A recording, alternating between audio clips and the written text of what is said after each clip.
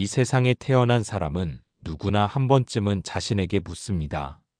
나는 왜 태어났는가? 내 삶은 어디에서 와서 어디로 가는가 하는 물음입니다. 불교는 인간의 탄생을 우연이라 하지 않습니다. 모든 것은 인연과 업의 결과로 이어져 왔습니다. 태어난 순간부터 우리의 삶은 단절이 아니라 연속입니다. 전생의 인연이 지금을 만들고 지금의 행위 다시 미래를 만듭니다. 그래서 인간으로 태어난 이유를 아는 것은 곧 삶을 바르게 살아가는 길을 아는 것과 같습니다. 1편 업과 인연으로 태어난 존재입니다. 우리가 인간으로 태어났다는 사실은 단순한 우연이 아닙니다. 불교에서는 모든 존재가 과거의 업과 인연에 따라 태어난다고 가르칩니다. 마치 씨앗이 땅속에 묻히고 비와 햇살과 바람을 만나 꽃으로 피어나듯 인간의 탄생 또한 보이지 않는 업과 인연이 모여 이루어진 결과입니다. 그러므로 지금의 나라는 존재는 우연히 생긴 하나의 점이 아니라 과거로부터 이어져 내려온 흐름이자 결실입니다. 부처님께서는 모든 중생은 자기 업의 주인이다. 업을 상속받아 업에 의지하며 업에 매여 살아간다라고 설하셨습니다. 이 말씀은 오늘 내가 어떤 삶을 살고 있는지, 어떤 환경 속에 있는지, 어떤 인연을 만나는지가 모두 스스로 지은 업의 결과임을 알려주십니다. 부모와 자식의 관계를 살펴보면 분명히 알 수 있습니다.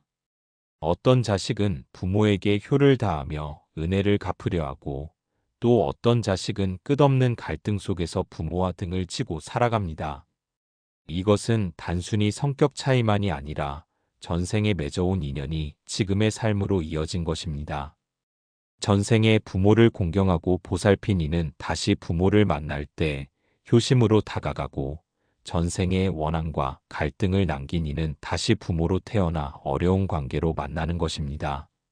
이러한 이야기는 경전 속에도 여러 번 등장합니다. 어떤 제자가 부처님께 여쭈었습니다. 세상에는 왜 서로 정반대의 길을 걷는 부모와 자식이 있습니까? 부처님께서는 말씀하셨습니다. 전생의 은혜를 갚기 위해 부모를 따르는 자식이 있고 전생의 원한을 풀기 위해 거꾸로 태어난 자식도 있다. 이 가르침은 인간의 관계가 결코 우연이 아니라 업과 인연의 씨앗이 맺은 열매임을 분명히 보여줍니다. 또한 우리가 살아가며 만나는 친구, 배우자, 스승, 제자, 심지어 길을 가다 잠시 스쳐 지나가는 사람까지도 모두 인연의 끈으로 이어져 있습니다. 인연이 없으면 짧은 눈인사조차 나누지 못하고 인연이 있다면 먼 길을 돌아서라도 반드시 만나게 됩니다. 좋은 인연은 전생의 선업으로 맺어진 것이며 껄끄럽고 힘든 인연은 전생에 풀지 못한 매듭이 현재의 삶에서 다시 드러난 것입니다. 평생을 다투며 사는 부부가 있습니다. 서로 미워하면서도 쉽게 헤어지지 못하고 다시 만나도 또 다투는 관계가 이어집니다. 이것은 전생에서 풀지 못한 원한이 아직 매듭으로 남아있기 때문입니다. 반대로 서로를 존중하고 보살피며 사는 부부는 전생에서 함께 쌓은 선연이 이어진 것입니다. 이렇게 인연은 눈에 보이지 않지만 삶의 모든 관계 속에서 뚜렷하게 드러납니다. 업 또한 삶의 조건을 결정합니다. 어떤 사람은 풍요로운 집안에서 태어나고 어떤 사람은 가난 속에서 태어납니다. 어떤 이는 건강하게 태어나 오래 살고 어떤 이는 병고를 안고 태어납니다. 이것은 단순히 운이 좋아서나 나빠서가 아니라 과거에 스스로 지은 업의 결과가 지금의 삶으로 나타난 것입니다. 예를 들어 남을 돕고 베풀며 살아온 사람은 복의 씨앗이 되어 다시 태어날 때 좋은 환경을 얻습니다. 반대로 남을 해치고 탐욕에 빠져 살아온 사람은 그 과보로 어려운 환경에 태어나게 됩니다. 이렇듯 인간의 삶은 업과 인연의 법칙을 벗어나지 않습니다. 그러나 중요한 것은 업은 고정된 것이 아니라는 점입니다. 과거의 업이 지금의 나를 만들었지만 지금 내가 어떤 마음을 내고 어떤 행을 짓느냐에 따라 미래는 바뀝니다. 지금 이 순간 내가 짓는 업이 다시 내일의 나를 만들어가는 것입니다. 불교에서는 이를 현재의 나 또한 미래를 창조하는 주인이다라고 설명합니다. 예를 들어 과거에 인색하게 살아보기 얕아 가난하게 태어난 사람이라도 지금부터 보시와 나눔을 실천하면 미래세에는 풍요로움의 과보를 얻습니다. 반대로 지금 좋은 환경을 가진 사람이라도 교만하고 탐욕스러운 마음으로 업을 지으면 다음 생에는 괴로운 과보를 면하지 못합니다. 그러므로 인간으로 태어났다는 것은 과거의 업을 받는 자리이면서 동시에 새로운 업을 지어가는 소중한 기회인 것입니다. 부처님께서는 인간의 몸을 얻는 것을 매우 귀하게 말씀하셨습니다. 그 이유는 인간만이 스스로를 돌아보고 잘못을 반성하며 새로운 길을 선택할 수 있기 때문입니다. 다른 생명은 업에 이끌려 흘러가지만 인간은 그 흐름을 바꾸고 깨달음을 향해 나아갈 수 있는 존재입니다. 그러므로 업과 인연을 바로 이해하는 순간 우리는 지금의 삶을 원망하지 않고 오히려 더 바르게 살아야 한다는 책임을 느끼게 됩니다. 우리가 업과 인연으로 태어난 존재임을 알 때 부모를 원망하거나 환경을 탓하는 마음이 줄어듭니다. 대신 지금 내 앞에 있는 인연을 소중히 대하고 내가 짓는 말과 행동을 바르게 돌이키며 새로운 복과 선연을 지어가는 삶을 살게 됩니다. 그것이 바로 불교가 가르치는 업과 인연의 지혜입니다. 2편. 괴로움 속에서 진리를 배우기 위해 태어났습니다. 인간으로 태어난 삶에는 누구도 피할 수 없는 4가지 괴로움이 있습니다. 그것은 바로 태어남의 괴로움, 늙음의 괴로움, 병들m의 괴로움, 죽음의 괴로움입니다. 부처님께서는 이 4가지를 삶의 근본 고통이라 말씀하시며 인간은 이 괴로움을 통해 비로소 깨달음을 향해 나아간다고 하셨습니다. 처음 태어나는 순간부터 우리는 울음으로 세상에 발을 내딛습니다. 울음은 단순히 호흡을 시작하는 소리가 아니라 이미 괴로움이 시작되었다는 표시입니다. 어린아이는 배고픔을 느끼고 울며 자라면서는 비교와 경쟁의 괴로움에 시달립니다. 시간이 흐르면 몸은 늙고 병들며 결국 죽음 앞에 서게 됩니다. 이 모든 과정은 피할 수 없는 괴로움의 길입니다. 부처님께서는 출가 전 태자 시절 4가지 장면을 목격하셨습니다. 늙은 노인, 병든 사람, 죽은 시신, 그리고 수행자를 보신 것입니다. 젊고 건강한 시절에는 늙음과 병든, 죽음을 멀리 있는 이야기로만 여깁니다. 그러나 태자는 그것이 모든 인간의 길임을 직관하셨습니다. 그리고 그 괴로움 속에서 진리를 찾고자 출가의 길에 나서셨습니다. 이는 우리에게 깊은 가르침을 전해줍니다. 괴로움이 없었다면 깨달음 또한 시작되지 않았다는 사실입니다. 실제 우리의 삶을 보아도 괴로움은 가장 큰 스승이 됩니다. 어느 제가 불자는 젊을 때 사업에 실패하여 모든 것을 잃은 경험을 했습니다. 재산도 명예도 심지어 가족의 신뢰도 잃고 깊은 절망에 빠졌습니다. 그때 그는 저를 찾아 부처님 앞에 앉게 되었습니다. 절망이 없었다면 결코 부처님 법을 찾지 않았을 것입니다. 그는 말했습니다. 괴로움이 나를 절로 이끌었고 절에서 다시 삶의 길을 보았습니다. 이처럼 괴로움은 우리를 쓰러뜨리는 것이 아니라 새로운 길로 이끄는 안내자가 됩니다. 불교에서는 괴로움을 단순한 불행으로 보지 않습니다. 괴로움은 무상과 무아의 진리를 깨닫게 하는 열쇠입니다. 늙음은 젊음에 집착하지 말라는 가르침을 주고 병들면 건강에 대한 교만을 꺾습니다. 죽음은 영원한 것은 없음을 일깨우며 그 사실을 깨달을 때 삶의 집착에서 벗어나게 됩니다. 몸이 아플 때 우리는 그동안 당연하게 여겼던 건강의 소중함을 깨닫습니다. 누군가 가까운 사람을 떠나보낼 때 우리는 인연이 얼마나 더덥고 귀한 것인지를 알게 됩니다. 이렇게 괴로움은 우리에게 눈을 뜨게 하고 진리로 향하는 발걸음을 옮기게 합니다. 부처님께서는 괴로움을 알지 못하면 성스러운 진리를 알 수 없다라고 하셨습니다. 이는 괴로움이 곧 첫 번째 성스러운 진리, 즉 고재라는 가르침을 뜻합니다. 고재를 직면하지 않는다면 집착과 가래의 원인을 알 수 없고 그 원인을 알지 못하면 괴로움에서 벗어날 수도 없습니다. 그러므로 괴로움은 단순한 짐이 아니라 수행자가 반드시 만나야 할 스승과 같은 존재입니다. 한 비구가 있었습니다. 그는 수행이 뜻대로 진전되지 않자 마음에 번뇌가 일어나 좌절했습니다. 그때 부처님께서 물으셨습니다. 너는 괴로움을 두려워하는가? 비구는 그렇습니다 라고 대답했습니다. 부처님께서는 말씀하셨습니다. 괴로움은 두려워할 것이 아니라 알아야 할 것이다. 괴로움을 바로 알면 괴로움은 더 이상 너를 괴롭히지 못한다. 이 말씀은 우리 모두에게 해당됩니다. 괴로움을 외면하면 더욱 크고 무겁게 다가오지만 괴로움을 정면으로 바라보고 이해하면 그 속에서 길을 찾을 수 있습니다. 현대 사회를 살아가는 우리도 마찬가지입니다. 누구나 직장에서의 스트레스, 인간관계의 갈등, 노년의 외로움 같은 괴로움을 겪습니다. 이 괴로움은 단순한 장애물이 아니라 마음을 깨닫게 하는 수행의 기회입니다. 괴로움 속에서 자신을 돌아보고 집착을 내려놓으며 삶의 본질을 바라보게 됩니다. 우리는 종종 괴로움이 없는 삶을 꿈꾸지만 불교는 괴로움 없는 삶은 불가능하다고 가르칩니다. 오히려 괴로움을 제대로 이해하고 받아들이는 지혜가 필요합니다. 괴로움은 우리를 단단하게 하고 더 깊은 자비심을 일으키게 합니다.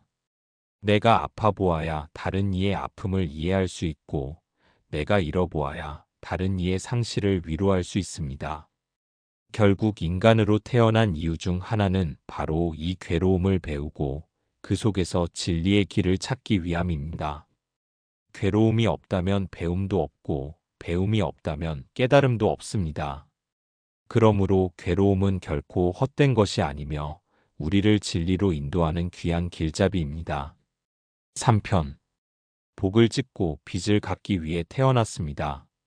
사람은 모두 전생의 빚을 가지고 이 세상에 태어납니다. 부모의 은혜, 인연의 은혜, 세상의 은혜는 곧 우리의 삶 속에 갚아야 할 빚이 됩니다. 태어나는 순간부터 우리는 부모의 몸을 빌려 세상에 나오고 어머니의 피와 살을 통해 자라며 아버지의 보살핌을 통해 길러집니다. 이 은혜는 헤아릴 수 없이 크며 불교에서는 부모의 은혜를 하늘보다 높고 바다보다 깊다고 말씀하셨습니다. 그 은혜를 갚는 방법은 단순히 물질을 드리는 데 있지 않습니다. 효행을 다하고 올바른 삶을 살아 부모를 근심하게 하지 않으며 선한 길을 걸어 부모와 조상에게 복이 돌아가게 하는 것이 곧 은혜를 갚는 길입니다. 부모가 우리에게 목숨을 내어주어 길러주셨다면 우리는 그 목숨을 헛되이 쓰지 않고 수행과 공덕으로 갚아야 하는 것입니다. 또한 세상의 은혜도 있습니다. 우리가 오늘 입는 옷, 먹는 음식, 머무는 집은 모두 다른 이들의 손길을 통해 얻어진 것입니다. 농부가 흘린 땀, 장인이 쌓은 정성, 이웃의 협력이 모여 지금의 삶을 지탱하고 있습니다. 그러므로 사람은 홀로 살아가는 존재가 아니며 한순간도 은혜를 떠나 살 수 없는 존재입니다. 이 은혜를 갚는 길은 바로 세상의 보탬이 되는 삶, 즉 선행과 보시, 자비의 실천입니다. 전생에 빚은 사랑과의 관계 속에서 드러나기도 합니다. 어떤 이는 이유 없는 미움을 받고 또 어떤 이는 설명할 수 없는 애정을 받습니다. 이는 모두 과거의 업과 빚이 드러나는 모습입니다. 미움은 갚아야 할 빚이며 애정은 이어져 온 은혜입니다. 그러므로 원망할 이유가 아니라 지금 생에서 매듭을 풀고 은혜를 되돌려 주어야 할 소중한 기회입니다. 복을 짓는 삶 또한 중요합니다. 복은 저절로 생겨나는 것이 아니라 우리가 짓는 선업의 결과로 맺어집니다. 남을 돕는 작은 손길, 따뜻한 말 한마디, 불법을 믿고 실천하는 행위 모두가 복을 짓는 일이 됩니다. 오늘 지은 복은 내일 나를 지켜주며 미래 세에 더 나은 길을 여는 힘이 됩니다. 부처님께서는 복을 지어야 복을 누릴 수 있다라고 하셨습니다. 탐욕으로는 복을 얻지 못하며 이기심으로는 인연을 맺지 못합니다. 자비와 보시, 올바른 계행을 통해 우리는 복의 씨앗을 심고 그것이 자라나 다시 우리 삶을 풍요롭게 합니다. 결국 인간이 태어난 이유 중 하나는 빚을 갚고 복을 짓기 위해서입니다. 갚지 않은 빚은 다시 인연으로 이어져 우리 앞에 나타나고 지은 복은 미래의 삶을 밝히는 등불이 됩니다. 빚을 갚지 못하면 고통으로 이어지고 복을 짓지 않으면 미래가 어두워집니다. 그러므로 이 삶은 갚음과 짓기의 연속이며 은혜와 공덕을 통해 새로운 길을 준비하는 과정입니다. 우리는 모두 빚을 지고 태어나 은혜를 갚으며 살아갑니다. 동시에 복을 짓고 선업을 쌓으며 미래세를 준비합니다. 이것이 인간이 태어난 이유의 한 가지이며 불교가 가르쳐주는 삶의 깊은 진리입니다. 4편. 인연을 맺고 풀기 위해 태어났습니다. 우리가 이 세상에 태어난 이유 가운데 하나는 인연을 맺고 풀기 위함입니다.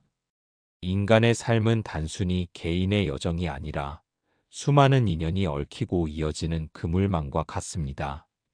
우리가 만나는 모든 사람은 우연히 스쳐가는 듯 보이지만 불교의 가르침에 따르면 모두 전생에서 이어져 온 인연 속에서 다시 만난 존재들입니다. 좋은 인연은 다시 이어집니다. 전생에 함께 복을 지었던 사람은 금생에도 서로 의지하며 기쁨을 나눕니다. 친구로, 가족으로, 스승과 제자로 다시 만나게 되고 서로의 삶을 지탱하는 소중한 인연이 됩니다.